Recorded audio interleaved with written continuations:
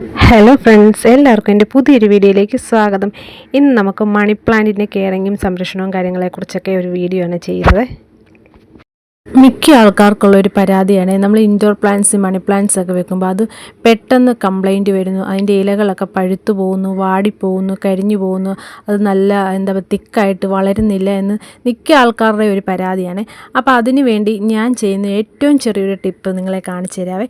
ഇപ്പം മുട്ട എടുക്കാനില്ലാത്ത വീടുകളിൽ മിക്ക വീടുകളും മുട്ട യൂസ് ചെയ്യുന്നവരാണ്. പുഴുങ്ങിയ മുട്ടയല്ല, നമ്മൾ ഓംപ്ലേറ്റ് ബുൾസയൊക്കെ അടിക്കാൻ എടുക്കുന്ന മുട്ട കാണുമല്ലോ. അപ്പോൾ ആ മുട്ടയുടെ തോട് ഇതുപോലെ വെള്ളത്തിലിട്ട് നല്ലപോലെ ഞെരടി പൊട്ടിച്ച് എടുക്കുക. ഇതിപ്പോൾ ഒരു ഓവർനൈറ്റ് വെച്ചിട്ട് പിറ്റേ ദിവസം ഒഴിച്ചു കൊടുക്കുകയാണെങ്കിൽ ഏറ്റവും ബെറ്റർ ആയിരിക്കും. അന്നേരം തന്നെ ചെയ്ത് കൊടുക്കുന്നതുകൊണ്ടും തെറ്റില്ല. ഇതുപോലെ നല്ലപോലെ ഉടച്ച് വെള്ളത്തിൽ ഇങ്ങനെ ഇട്ട് ഒരു രാത്രി ഫുള്ളായിട്ട് വെക്കുക.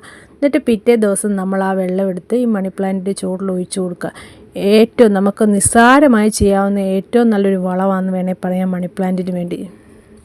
ഞാൻ എൻ്റെ വീട്ടിൽ മണി പ്ലാന്റ്സിനൊക്കെ ചെയ്ത് കൊടുക്കുന്ന ഒരു വളമാണ് ഇത് നമുക്ക് ഈസി ആയിട്ട് ചെയ്യാവുന്ന കാര്യമാണ്. പിന്നെ ഒരുപാട് സൺലൈറ്റ് ഉള്ളിടത്തൊന്നും അല്ല ഞാൻ ഈ പ്ലാന്റ് വെച്ചിരിക്കുന്നത്. ഞാൻ കിച്ചണിൽ പാർട്ടീഷൻ്റെ തൊട്ട് താഴെയായിട്ടാണ് കൊണ്ടുവച്ചത്. അവിടെ ഒട്ടും സൺലൈറ്റ് കിട്ടാറില്ല. പിന്നെ ഒരാഴ്ച ഒരു 2 ദിവസമൊക്കെ ഞാൻ പിന്നെ സിറ്റ് ഔട്ടിൽ ചെറിയ വെയിലത്ത് ഒന്നും കൊണ്ട് വെക്കാറുണ്ട്.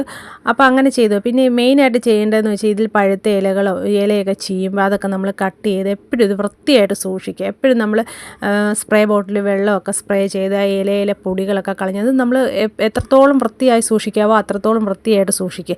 അതാണ് മെയിനായിട്ട് ചെയ്യേണ്ട കാര്യം. അതുപോലെ തന്നെ വെള്ളത്തിലിട്ട് വളർത്തിയും നമ്മൾ മണി പ്ലാന്റ് വെക്കാറുണ്ട്, വെള്ളത്തിലിട്ട് വളർത്താറുമുണ്ട്.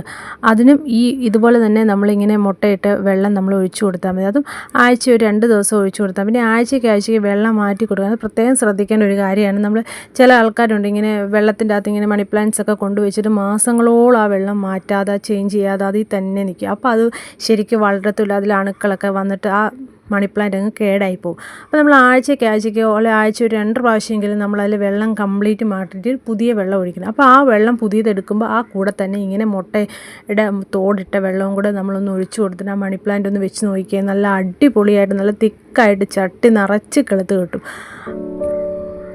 മണി പ്ലാന്റിന് മാത്രമല്ല കേട്ടോ, മറ്റ് ഇൻഡോർ പ്ലാന്റ്സിനെല്ലാം ഇങ്ങനെ മുട്ടത്തോട് പൊട്ടിച്ചിടുന്നതും മുട്ടത്തോടിട്ട വെള്ളം ഒഴിക്കുന്നതും എല്ലാം നല്ല ഫലപ്രദമായ ഒരു കാര്യമാണ്.